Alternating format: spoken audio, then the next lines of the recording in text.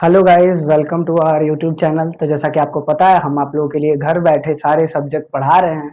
तो इसीलिए अगर आप 9th 10th 11th या 12th के स्टूडेंट हैं और अगर आपको घर बैठे पढ़ाई करनी है तो हमारे चैनल को सब्सक्राइब कर लीजिए, जिससे आप घर बैठे ही सारे सब्जेक्ट्स की वीडियोस का फायदा ले सकते हैं, और वो भी बस एक सब्सक्राइब करने से ही मिल जाएगा। ठीक है, तो आज का जो हमारा चैप्टर है वो है संस्थाओं का कामकाज। क्या है हमारा चैप्टर? संस्थाओं का कामकाज। इस चैप्टर को आज हम पढ़ने वाले हैं। इस चैप्टर के पहले के जो वीडियोस हैं वो हमारे लिंक डिस्क्रिप्शन में मिल जाएगी, आप वहां से भी देख सकते हैं, या फिर आप इसको डायरेक्ट कंटिन्यू भी करें तो कोई गड़बड़ नहीं होगी। ठीक है, प्रीवियस वीडियो की बात करें तो अभी चलिए बिना देर किए इसको स्टार्ट करते हैं।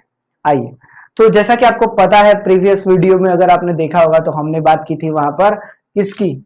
संसद के बारे में इंट्रो लिया था। क्या लिया था? संसद का इंट्रोडक्शन लिया था, यानी इसको अंग्रेजी में कहते हैं हम लोग पार्लियामेंट। क्या कहते हैं हम लोग इसको अंग्रेजी में? पार्लियामेंट कहते हैं। और इसी का हमने इंट्रो लिया था। अब आज का जो हमारा टॉपिक है ना, उसमें हम क्या करेंगे, उसमें इसी इंट्रो को पूरा कर लेंगे कि हाँ यार, जो इंट्रो लिया था या जिसमें सिर्फ परिचय हुआ था, उस परिचय से आगे बढ़ते हैं। ठीक है, तो लोकतंत्र में संसद के सदनों के बारे में बात हो रही है, तो आइए देखते हैं संसद के सदनों के बारे में। ठीक है, सबसे पहले, क्योंकि आधुनिक लोकतंत्र का सबसे इंपॉर्टेंट रूप क्या कह सकते हैं, किसको कह सकते हैं? संसद को कह सकते हैं, क्योंकि देश में किसी भी देश का सबसे बड़ा संस्था कौन है? संसद है, सबको पता है। इसीलिए अधिकांश देशों में संसदों की भूमिका और संसदों के अधिकार बहुत ही उल्लेखनीय तरीकों से रखे गए हैं, क्योंकि ये सबसे इंपॉर्टेंट चीज है। और सबसे इंपॉर्टेंट चीज को ऐसे ही छोड़ना या फिर उसकी डेफिनेशन नहीं डिसाइड कर पाना लोगों को बहुत तकलीफ देता होगा। इसीलिए लोग हमेशा किस कोशिश में रहते हैं? इसी कोशिश में रहते हैं कि किस प्रकार चीजों को संभाला जाए और हमारे लोकतंत्र में सदनों को संभाला जाए। इसमें यहाँ पर क्या किया जाता है, संसद को हमेशा ज्यादातर देशों में दो हिस्सों में बांट दिया गया है, मैक्सिमम कंट्रीज में। इवन हमारे इतिहास के सेक्शन में जाओगे ना, हमारा भारत का जो एडमिनिस्ट्रेशन, जो शासन प्रणाली अंग्रेज चलाते थे, उसमें उन लोगों ने भारत के लिए कैबिनेट बनाई थी ना, जिसको हम लोग लेजिस्लेटिव असेंबली कहते थे, उसको भी दो भागों में बांट के रखा था उन लोगों ने। समझ रहे हो? संसद के दो सदन उन लोगों ने हमेशा से बना के रखे थे, यानी संसद का दो सदन होना बहुत ज्यादा जरूरी है। संसद के दो भाग होने जरूरी है, और उनको क्या नाम दिया जाता है? चेंबर या सदन। ठीक है, तो इसीलिए यहाँ पर हम इसके बारे में कह सकते हैं, संसद के बारे में लिख सकते हैं, इसके दो सदन होते हैं, दो सदन, दो सदन होते हैं, और उनको उनको सदन, या अंग्रेजी में कहें तो उनको क्या कहते हैं? चेंबर। चेंबर, चैम्बर्स तो समझते हैं ना, चैम्बर मतलब सदन कहते हैं। ठीक है, तो इसके दो चैम्बर होते हैं। कौन कौन से दो चैम्बर होते हैं? तो हर कंट्री में दो चैम्बर अलग अलग होते हैं। ठीक है, एक सदन दूसरे से अधिक पावरफुल माना जाता है। ठीक है, लेकिन हमको अभी इसमें जानने की जरूरत नहीं है, लेकिन फिर भी हम इसको समझ लेते हैं। एक में इसमें एक सदन होता है जो जनता के मामले में ऊपर होता है, एक सदन होता है जिसकी पावर में कम होता है। तो हमारे देश में जो दो सदन पाए जाते हैं वो कौन कौन से होते हैं? एक जनता के प्रतिनिधि, जनता के प्रतिनिधि, यानी वैसा सदन जिसमें जनता के डायरेक्ट प्रतिनिधि आते हैं। पहले सदन के सदस्य आमतौर पर सीधे जनता द्वारा चुने जाते हैं और जनता की ओर से असली अधिकारों का प्रयोग करते हैं, तो ये जनता के प्रतिनिधि हो गए। ठीक है, और दूसरे सदन का जो सदस्य होते हैं उनको परोक्ष रूप से चुना जाता है, उनको चुनने के पीछे का काम अलग होता है। और जनता के प्रतिनिधि यहाँ पर क्या हो सकता है? इसके लिए हम लिख सकते हैं प्रत्यक्ष, जनता के प्रत्यक्ष चुनाव, मतलब जनता के प्रतिनिधि, लेकिन ये कैसे चुने गए हैं? प्रत्यक्ष चुनाव। ठीक है, सीधा चुनाव द्वारा। और यहां पर हम कहेंगे तो यहां पर आएगा कि प्रतिनिधि तो हैं, पर जनता के नहीं है, और अगर है भी तो वो किस चुनाव के जरिए है? परोक्ष चुनाव, परोक्ष चुनाव। अब प्रत्यक्ष चुनाव और परोक्ष चुनाव का मतलब क्या होता है? प्रत्यक्ष चुनाव मतलब होता है वैसा चुनावी सिस्टम या वैसी व्यवस्था जहां पर डायरेक्टली देखा जा सके कि क्या चल रहा है, किस टाइप की सरकार चल रही है, तो जिसमें डायरेक्ट जनता वोट करे। आप और हम जाके सीधा वोट करके आते हैं ना पोलिंग बूथ पर, और हमारे चुनने से सरकार बन गई, तो उसको क्या नाम देंगे? प्रत्यक्ष चुनाव। लेकिन राष्ट्रपति का चुनाव आज तक आप किए हो कभी? बताओ, राष्ट्रपति के चुनाव में आप गए हो? नहीं ना। आप सीएम चुन सकते हो बिहार का, लेकिन राष्ट्रपति नहीं चुन सकते। क्यों? क्योंकि सीएम इन जनता के प्रतिनिधि का होता है, और ये प्रतिनिधि परोक्ष चुनाव द्वारा चुने जाते हैं। अलग अलग इलाकों में संसद के 2 सदन बनाए गए होते हैं, और दूसरे सदन का काम, पहले सदन का काम जनता के दिए गए, जनता के लिए जो प्रशासनिक अधिकार हैं उनका उपयोग करना है। दूसरे सदन का जो कार्य है वो अलग अलग राज्य, क्षेत्र, केंद्र शासित प्रदेश के हितों की निगरानी करना है, और यह बात देखना है कि कहीं कोई पॉइंट छूट तो नहीं रहा है। ठीक है, तो सदन हो गया। हमारे देश में बात करें तो हमारे देश में भी सदन के 2 अंग हैं। हमारे देश में संसद के 2 अंग हैं, 2 अंग हैं। कौन कौन से 2 अंग है? वही 2 अंग है जो हमारे पास हैं। इसमें से एक है लोकसभा, लोकसभा, और दूसरा है राज्यसभा। ठीक है, एक है लोकसभा, दूसरा है राज्यसभा। अब मजे की बात तो यह है कि लोकसभा और राज्यसभा में अंतर क्या आता है? लोकसभा को नाम दिया जाता है, हाँ, लोकसभा को नाम दिया जाता है house of people. House of people मतलब लोगों का घर। क्या कहा जाता है इसको? लोगों का घर। और इसके लिए क्या कहते हैं? इसको कहते हैं, क्योंकि ये राज्यसभा, ये लोकसभा थी, लोगों की सभा थी, यानी लोगों का घर था। अब ये राज्य की सभा है, इसीलिए इसको क्या नाम दिया जाएगा? Council of state. Council of state क्या नाम दिया गया है इसको? Council of state. तो इसमें आप देख सकते हो, इसमें एक है, इसमें जो एक है वो हमारा क्या है? लोकसभा है, और दूसरा है वो हमारा क्या है? राज्यसभा को निर्देशित कर रहा है। ठीक है, आप देख सकते हो इसमें क्लियरली। अब हम आते हैं अपने अगले टर्म की तरफ। हाँ, हमारा अगला टर्म क्या है कि भारत का राष्ट्रपति भी हमारे संसद का हिस्सा है। ठीक है, संसद का के 2 भाग लिखे हैं, अंग लिखते हैं ना, इसमें तीसरे हिस्से के तौर पर कौन जुड़ जाता है? राष्ट्रपति। राष्ट्रपति। संसद के कितने हिस्से हो गए? अब संसद के कितने अंग हो गए? राष्ट्रपति। क्योंकि ये भले ही इन दोनों में से किसी का हिस्सा नहीं होता, राष्ट्रपति ना लोकसभा का हिस्सा होता है, राष्ट्रपति ना राज्यसभा का हिस्सा होता है। राष्ट्रपति संसद का अकेला अंग होता है। जितनी पावर इनकी है, जितनी पावर इनकी है ना, उतनी ही पावर इनकी भी है। ठीक है, ये तीनों इक्वी पावर्ड है। इनके लिए क्या कहते हैं? इसको कहते हैं भाई प्रेसिडेंट। नहीं तो आप लोग बोलोगे कि सर, हाँ, समझ में आ रहा है? तो ये होता है इक्वल पावरिंग। ठीक है, इसमें आप देख सकते हो कि पावर किस टाइप से एक्सप्लेन की जा रही है। ठीक है, इसमें राष्ट्रपति के अलग अलग पावर लेवल की बात हो रही है, अलग अलग ग्रुप की चर्चा हो रही है कि हाँ, पहले ये ग्रुप आएगा, फिर उसके बाद नेक्स्ट आएगा, फिर उसके बाद नेक्स्ट आएगा। तो इस टाइप की चीजें चल रही हैं। कोई प्रॉब्लम इतना में? होनी नहीं चाहिए, प्रॉब्लम के लिए थोड़े किया जा रहा है। ठीक है, तो आप आगे आओगे ना, आगे आओगे तो आप यहाँ पर देख सकते हो कि हालांकि संसद में किसी सदन का हिस्सा राष्ट्रपति नहीं होता, लेकिन फिर भी राष्ट्रपति को संसद का भाग जरूर माना जाता है। ठीक है, तो आपने पिछले क्लास में कभी पढ़ा है भारतीय संसद के बारे में? आपको वहीं पर पता चल गया था कि लोकसभा का चुनाव होता है। आपने वहां पे चुनाव की पूरी प्रोसेस पढ़ ली है। तो इसीलिए संसद के दोनों सदनों का गठन का प्रमुख अंतर समझिए। संसद के दोनों सदन के गठन के प्रमुख अंतर को समझिए। सबसे पहला अंतर क्या है? लोकसभा, राज्यसभा, ये होता है प्रत्यक्ष चुनाव जिसमें जनता वोट करती है, ये होता है परोक्ष चुनाव। ठीक है, तो इसके लिए कुछ सवाल देख लीजिए। सबसे पहला, इसके सदस्यों की संख्या कितनी होती है? 543।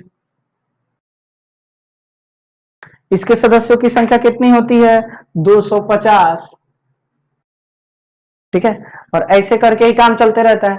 और हाँ, इसकी बात करें तो ये तो एक ही होते हैं ना। इनका चुनाव कौन करता है? तो इनका चुनाव करती है साधारण जनता। इनका चुनाव कौन करता है? तो प्रतिनिधि। इनका कार्यकाल कितने दिन का होता है? तो 5 साल। इनका कार्यकाल 6 साल। ठीक है, अब बात करें सदन में, तो सदन किस सदन को भंग किया जा सकता है? तो ये कभी भंग हो सकती है, ये कभी भंग नहीं हो सकती। तो इसी वजह से इसके कुछ अंतर हैं। इन जवाबों को अगर आप पढ़ लेते हैं, अगर आपने प्रीवियस क्लास में कभी पढ़ा होगा, तो इसीलिए आपको पढ़ने में प्रॉब्लम नहीं होगी। लेकिन अगर आपने नहीं पढ़ा है तो कोई बात नहीं। आइए लोकसभा वर्सेज राज्यसभा पढ़ते हैं, एक बड़ा टॉपिक। अब आपने ये क्लियर, एक तो ब्रीफ मिल गया ना आपको। अब आप लोकसभा वर्सेज राज्यसभा पढ़िए। आइए हम भी पढ़ते हैं, तो स्टार्ट करते हैं। आइए देखते हैं क्या कह रहा है लोकसभा वर्सेज राज्यसभा। तो इसको मिटा लें। तो जैसा कि आपको पता है, दोनों सदन की बात हो गई, तो दोनों में पावरफुल कौन है? दोनों में पावरफुल कौन है? कभी कभी राज्यसभा को अपर हाउस और लोकसभा को लोअर हाउस कहते हैं, लेकिन इसका ये मतलब कभी मत मान लेना कि लोकसभा और राज्यसभा में ज्यादा पावरफुल राज्यसभा हो गई। ठीक है, हम यहां पर लिख ही देते हैं लोकसभा, सॉरी अच्छे से लिख देते हैं, लोकसभा वर्सेस राज्यसभा।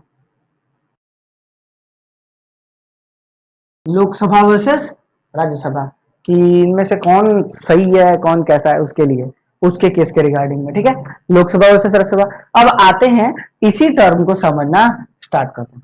ठीक है, तो कई लोग इसको लोअर हाउस कहते हैं, कहीं कहीं इसको लोअर हाउस और कहीं कहीं इसको अपर हाउस कहा जाता है। इसका मतलब ये नहीं हुआ कि ये हमारा कमजोर हो गया, ये हमारा ज्यादा पावरफुल हो गया। ना ना ना ना ना, ये मत सोचना। ये तो बस बोलचाल के लिए कहा गया है, क्योंकि पुरानी बोलचाल की भाषा में बस इसको ऐसा कहा गया है।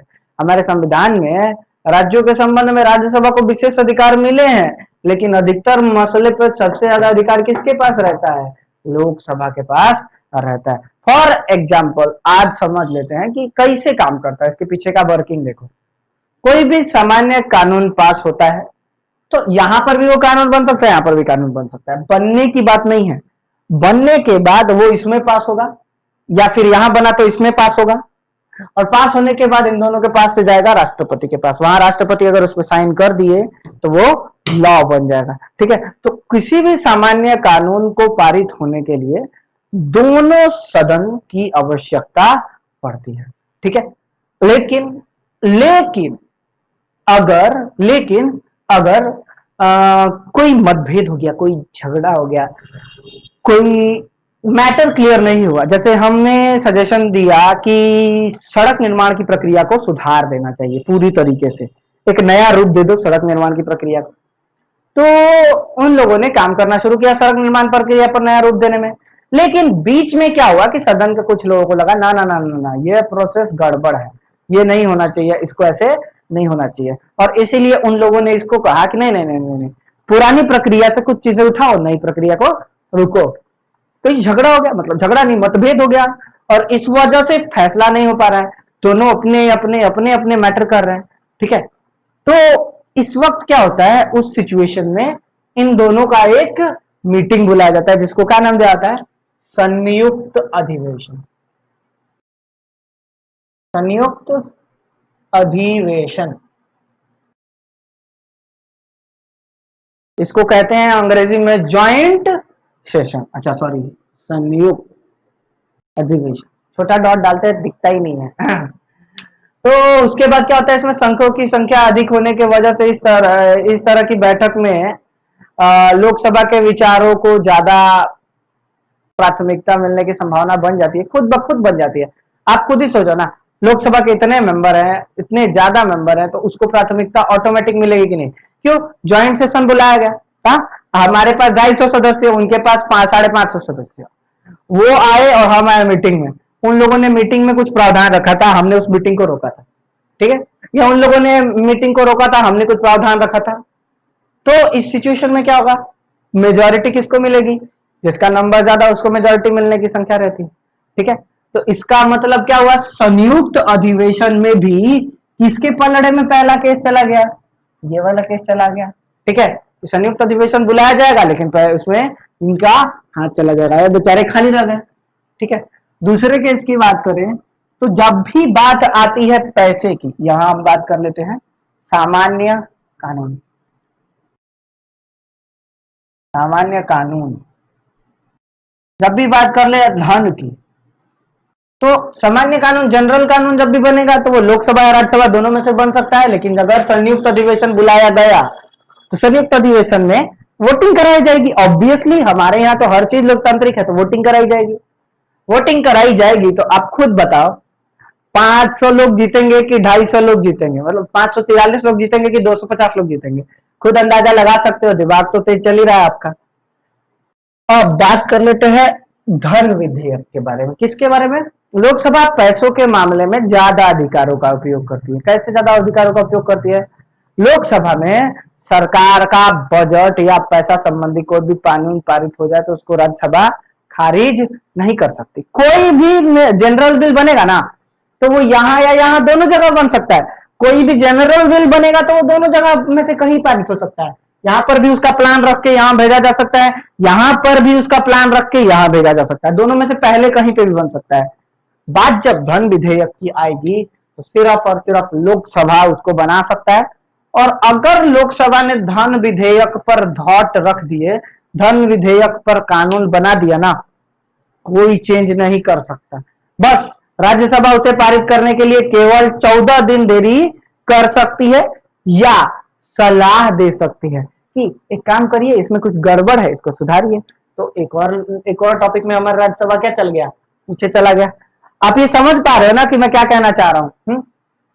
आप समझ पा रहे हो ना कि मतलब मैं क्या कहना चाह रहा हूं कि उनको लिखना पड़ेगा, अगर लिखना पड़ेगा तो भी लिख सकते हैं, कोई बड़ी बात नहीं है, ठीक है।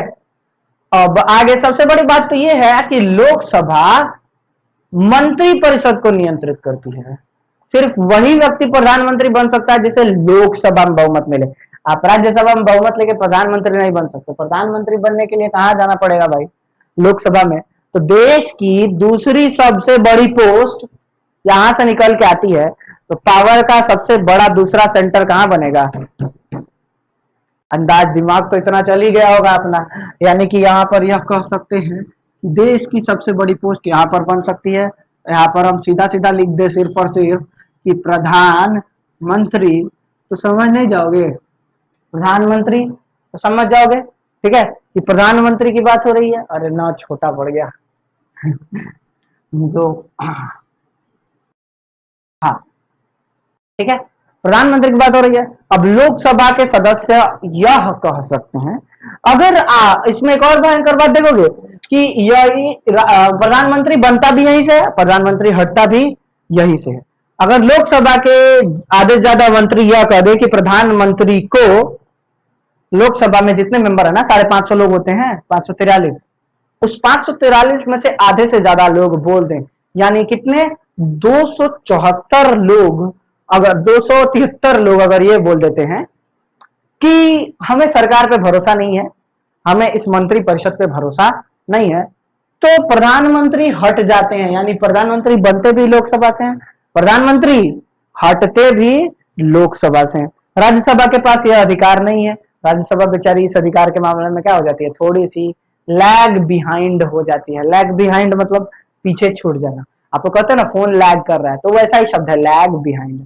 अंग्रेजी के कुछ शब्द सीखते रहने चाहिए, हमेशा मजा आता है, ठीक है। तो हाँ, ये बता रहा था मैं। अब मैंने यहां पर एक बात बोली, आपको याद होगा कि चीजें क्या है, अविश्वास के जरिए पैदा की जाती है। मतलब इसमें ये लोग क्या कर सकते हैं, अगर ये लोग यह कह दे कि हमें प्रधानमंत्री पे भरोसा नहीं है, I do not believe in prime minister, हमको अच्छा नहीं लग रहा है, इनका पूरा का पूरा मंत्री परिषद अच्छा नहीं लग रहा है, और आधे से ज्यादा लोग बोल दे तो हटना पड़ेगा। अब पहली बात तो ये है कि आधे से ज्यादा मंत्री ऐसा बोलते नहीं है। क्यों नहीं बोलते हैं, क्योंकि जब आप लोकसभा में बहुमत जीत के जाते हो तभी तो आप प्रधानमंत्री बनते हो ना, और आपकी सरकार है। तो आपके ही सरकार के मंत्री खुद ये कहेंगे, मतलब आधे मंत्री तो हो सकता है विपक्ष के हो, लेकिन आधे मंत्री तो होंगे ना आपके पास, तो आधे से ज्यादा बोलने हो चाहिए। यहाँ पर बोला है ना आधे से अधिक, तो अगर आधा आधा का भी हो गया तो आधे से अधिक अगर मंत्री उनके पास है तो क्या कहेंगे वो लोग यार। हाँ, कभी भी कोई अपनी पार्टी के अगेंस्ट में बोलेगा नहीं बोलेगा, तो इसीलिए अविश्वास नहीं आ पाता है। और यही चीज जिसमें कहा जा रहा है कि हमको आप पे भरोसा नहीं है, इस प्रोसेस को कहते हैं अविश्वास अविश्वास प्रस्ताव, जिसको हिंदी में कहते हैं नॉन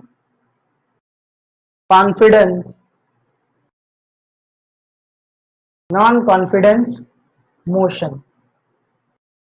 ठीक है, कि हमें भरोसा नहीं है आप पे, हम आपके साथ नहीं रहने वाले हैं। ठीक है, तो उसको नॉन कॉन्फिडेंस मोशन एनसीएम का नाम दिया जाता है। कोई प्रॉब्लम तो नहीं होगी इसमें, होनी भी नहीं चाहिए है, प्रॉब्लम करने के लिए थोड़ी रखा गया है। ठीक है, तो आगे वाले टर्म की तरफ आते हैं हम अपने। आगे वाला टर्म हमारा क्या कर रहा है, तो इसमें तो कोई प्रॉब्लम नहीं हुई है, हुई क्या, होनी भी नहीं चाहिए। ठीक है, तो बस इतना था। अब अपना अगला टर्म देखते हैं कि अगला टर्म क्या कर रहा है। अगले टर्म में हम आइए देखते हैं। तो इस प्रकार आप विधि निर्माण की प्रक्रिया समझे कि लॉ बनाने में कितना योगदान है। देखो, जनरल कानून यहां पे भी बनना स्टार्ट हो सकता है, यहां पर भी बनना स्टार्ट हो सकता है। दोनों के पास यह अधिकार है कि जनरल कानून, सामान्य कानून बनाने के लिए शुरुआत कर सकते हैं।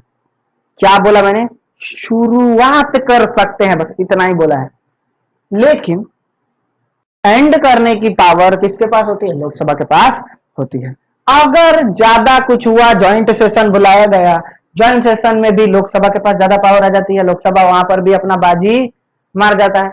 लेकिन अगर बात हो रही है साधारण चीजों की, जनरल कॉन्फिडेंस की, जनरल मोशन की, तो जनरल मोशन ना ज्यादातर केस में किसके हाथ में रहता है, लोकसभा के हाथ में रहता है। ठीक है, ये तो एक हुआ।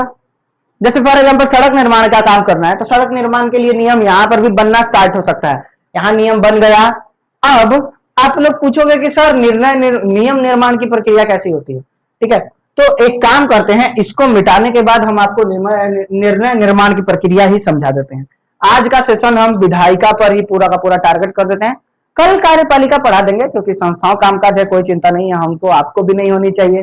ठीक है, तो इसको मिटा देते हैं और उसके बाद निर्णय निर्माण या विधि निर्माण की प्रोसेस को समझ लेते हैं, अच्छे से समझेंगे, देखते हैं क्या कहने की कोशिश हो रही है। तो भाई अगर उतार रहे हो तो अब उतारने के लिए ज्यादा तेजी से तैयार हो जाओ, क्योंकि अब क्या करना है ना, अब ज्यादा उतारना पड़ेगा, क्योंकि अब कॉन्सेप्ट आ रहे हैं। ये तो अभी तो बस फिजिकल टॉपिक था, अब कॉन्सेप्ट आने वाले हैं। हाँ, तो आइए अब हम पढ़ते हैं बहुत मस्त चीज जिसका नाम है,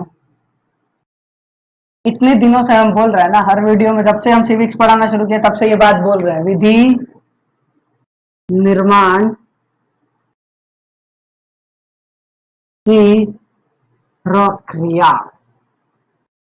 विधि निर्माण की प्रक्रिया। ठीक है, विधि निर्माण की प्रक्रिया, इसको प्रोसेस बाय प्रोसेस करके पढ़ते हैं। ठीक है, कौन कौन से प्रोसेस होते हैं, तो इसको हम पहले दो खंड में बांट लेंगे। सबसे पहले हम कहेंगे सामान्य और सामान्य नियम, इनको हम आसानी से इधर पढ़ लेंगे, उस साइड दूसरे नियमों को पढ़ेंगे। ठीक है, तो सामान्य नियमों में क्या होता है, इसके बारे में बोल सकते हो कि यह दोनों में से किसी भी सदन में शुरू हो सकता है, में शुरू हो सकता है।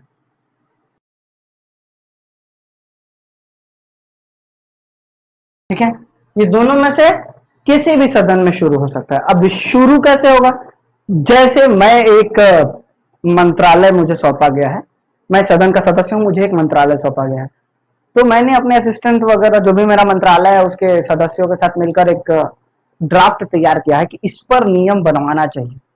फॉर एग्जाम्पल मुझे शिक्षा विभाग का मंत्रालय, शिक्षा मंत्रालय सौंपा गया है, तो मैंने भारत की नई शिक्षा नीति डिसाइड करने के लिए अपने मंत्रालय के साथ बैठकर एक खाका, एक ड्राफ्ट तैयार किया है, और मैं चाहता हूं कि इसको सदन में पेश करूं।